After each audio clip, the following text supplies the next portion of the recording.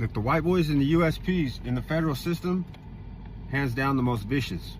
I can't speak on other systems, but I know in there, the saying is 10% of the population, 90% of the problem, and that's facts. They call it weeding out the herd. If they see you have some type of weakness, or if you're not contributing, whether it's committing violence or getting money, you're out of there. And there's no protection from your own people. You get victimized. They say those politics are a way to protect the people, protect your race, show strength, but that's not the case a lot of the times.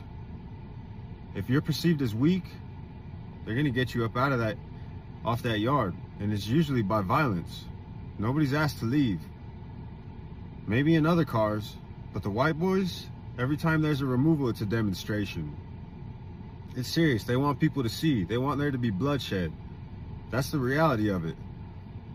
If you go to prison, you go to those USPs, you're a white boy, it's rough living. Nobody wants to live like that. This dude is absolutely correct. But I particularly wanted to stitch this because I want the general public to understand that I've been in them circles. I've been in them circles making those decisions about somebody getting ran out of a car or whatnot.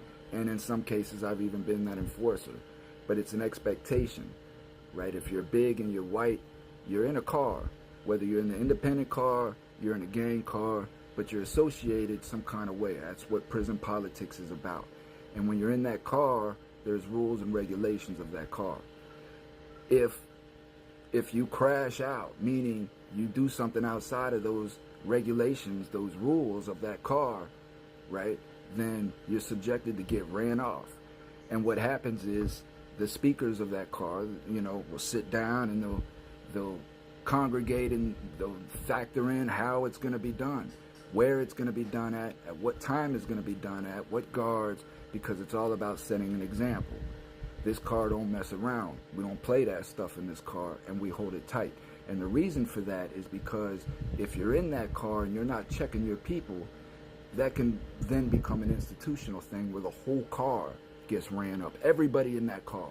So if you're out of state in the feds and you're in a Florida car and somebody's jacking off or, messing with homosexuals, things of the just deviant stuff, and it comes time to run him up, or he's stealing other people's stuff, and it comes time to doing something about it. If that car don't do nothing about it, then other cars will.